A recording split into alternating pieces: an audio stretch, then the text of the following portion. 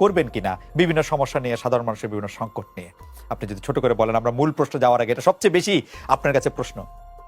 সংকট কি দেশ থেকে চলে গেছে নাকি যে আমার লাইফ বন্ধ হয়ে যাবে? আচ্ছা, তার মানে আপনি করবেন সংকট? আপনি নেবেন। জি, সংকট যদি থাকে, আমি ফেসবুক লাইভটা তো হচ্ছে কি আমার একটা এই প্রতিরোধ বা প্রতিবাদ করার একটা উপায়। প্রধানমন্ত্রী শেখ হাসিনার সঙ্গে দেখা হওয়া সামনাসামনি, সেটাই আপনার জীবনের সবচেয়ে বড় ঘটনা। আপনি আর শেখ হাসিনা সরকারকে কি সমালোচনা করবেন? আপনি তো শেখ হাসিনা সরকারেরই মানে একজন। আমার আমার আমার সমালোচনা প্রথম শুরু হয়েছিল আমার বাবার বিরুদ্ধে। আচ্ছা, আমার বাবার কার্যক্রম থেকেই প্রথমে আমি সমালোচনা করা শিখি।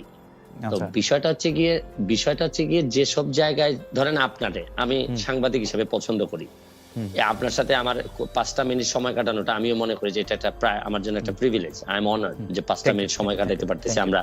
কিন্তু একই সময় কিন্তু আপনার বিভিন্ন বিষয়ে কিন্তু আমি একমত হব না, আবার আপনার বিভিন্ন বিষয়ে কিন্তু আপনার একমত তো হবই না, মানে বিনয়ের সাথে আমি আপনার সাথে চরমভাবে বিরোধিতা করব। আমি কিন্তু বিষয়টা কিন্তু এরকম যে আমি হয়তো আপনার পক্ষে না, আপনার সাথে একমত না, কিন্তু আপনি যাতে আপনার পক্ষ কথা বলতে পারেন এটার স্বাধীনতা আমি স্বাধীনতায় বিশ্বাস করি। সুতরাং এখানে বুঝতে হবে যে জননেত্রী শেখ হাসিনা সরকার প্রধানের সাথে সাথে উনি বঙ্গবন্ধু কন্যা। বঙ্গবন্ধু কন্যা জাতির জনকের কন্যা। উনার সাথে কিন্তু উনার কয়েকটা আইডেন্টিটি আছে, আপনারা হয়তো অনেকে একসাথে করে ফেলেন। আমার কাছে কিন্তু দেখেন, আমি কিন্তু এই এমপি হওয়ার আগেই বাংলাদেশ আওয়ামী লীগের প্রচার সম্পাদক যিনি বর্তমানে, তার বিরুদ্ধে মামলা হয়ে বাদী হয়ে কিন্তু আমি মামলা করেছি। সুতরাং আমি আওয়ামী লীগ করি, আওয়ামী লীগকে বঙ্গবন্ধুর আদর্শকে ধারণ করি, বহন করি, কিন্তু যে সব জায়গায় আমার সমালোচনা করার, যে সব জায়গায় আমার প্রতিবাদ করার, এই জায়গায় তো আমি বন্ধ হয়ে নাই বা আমি কখনো আটকে থাকি নাই, বা চেষ্টা করছি, আমি যতটুকু পারছি আমি চেষ্টা করছি। এইখানে বঙ্গবন্ধু কন্যার সাথে দেখা করতে পারাটা আমার জন্য একটা সম্মানের।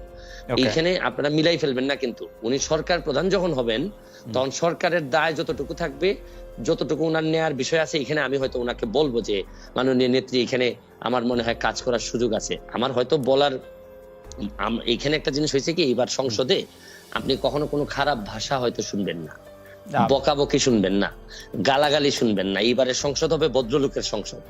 এখানে আপনি দেখবেন কিন্তু বিরোধিতা কি হবে, মানে আপনি মনে করছেন চরম বিরোধিতা হবে। কিন্তু আপনি তো অরিজিনালি নৌকা, মানে আপনি নিজেও নিজেরে বলেন, এমনিও বলেন।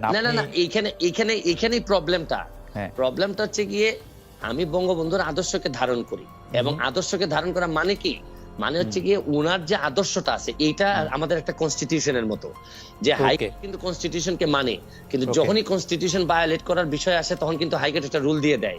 তো বিষয়টা হচ্ছে গিয়ে যে আমার এই জায়গাটা ঠিক রেখে আমার দেশটাকে বাঁচানোর জন্য, দেশটাকে ভালো করার জন্য আমার যে সব জায়গায় নক করতে হবে, এইসব জায়গায় আমি স্বতন্ত্র হিসেবে আমার তো আরো স্কোপ আরো বেড়ে গেল। রাইট।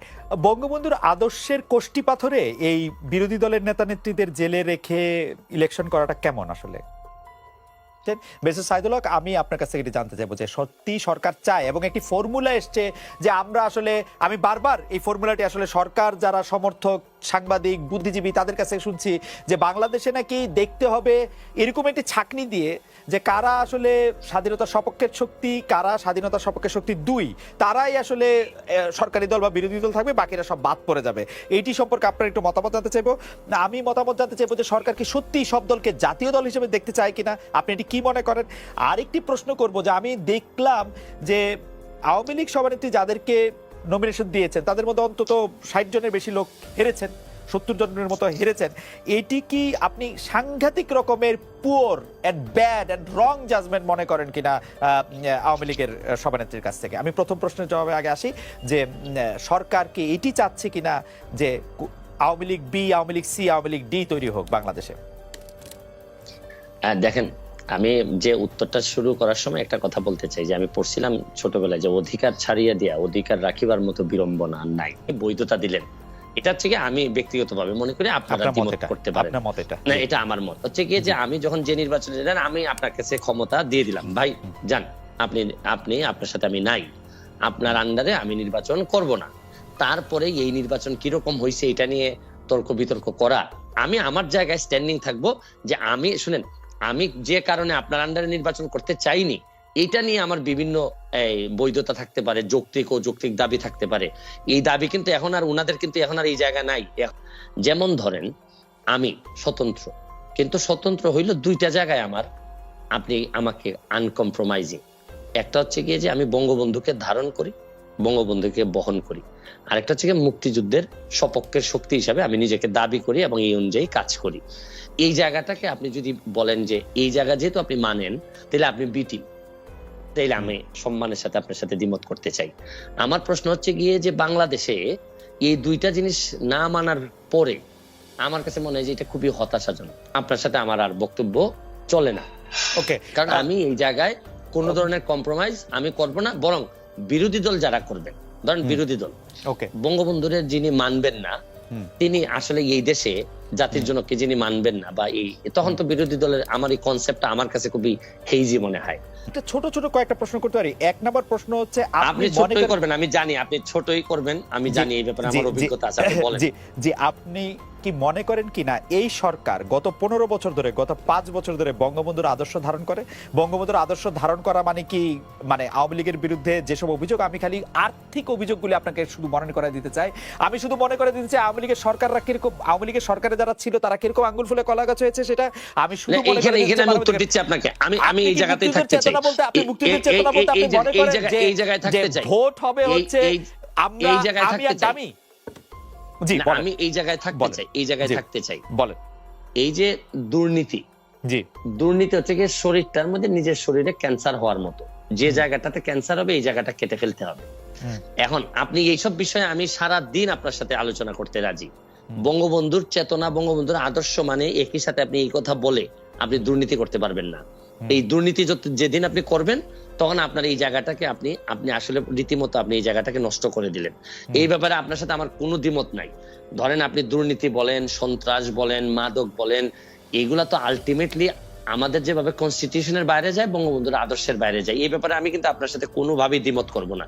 এবং এই কারণেই আমার যে ব্যারিস্টার সুমন হয়ে ওঠার যে গল্প, এখানে কিন্তু দেখেন আমার আওয়ামী লীগ করেও আওয়ামী লীগের প্রচার সম্পাদকের বিরুদ্ধে আমি মামলায় বাদী। আমি আওয়ামী লীগ করেও আমি যতজন মন্ত্রীর বিরুদ্ধে আমি কথা বলছি সবই হচ্ছে গিয়ে দুর্নীতি সংক্রান্ত বিষয় নিয়ে আমি কথা বলছি। আমি বলছি যে এটা কোনোভাবেই বঙ্গবন্ধুর আদর্শ হইতে পারে না। আমার সাথে আমি যুবলীগের আইন সম্পাদক হিসাবে অব্যাহতি পাই কেন আপনি এটাও জানেন যে আমি যুবলীগের আইন সম্পাদক। আপনি প্রথম আমার ইন্টারভিউ নেন যুবলীগের আইন সম্পাদক হওয়ার পর। আমার অব্যাহতির কারণটা কি ছিল? আমার কারণটা ছিল আমি বলছিলাম যে একজন ওসি সাহেব আওয়ামী লীগ করার দরকার নাই। আমি বলছিলাম যে উনার এই মিছিল মিটিং করার দরকার নেই, আওয়ামী লীগ করার জন্য যথেষ্ট পরিমাণ মানুষজন আছে। কিন্তু এই ক্ষেত্রে তারপর আমাকে অব্যাহতি দেওয়া হলো। এখানে একটা মিসআন্ডারস্ট্যান্ডিং থেকেই যায়।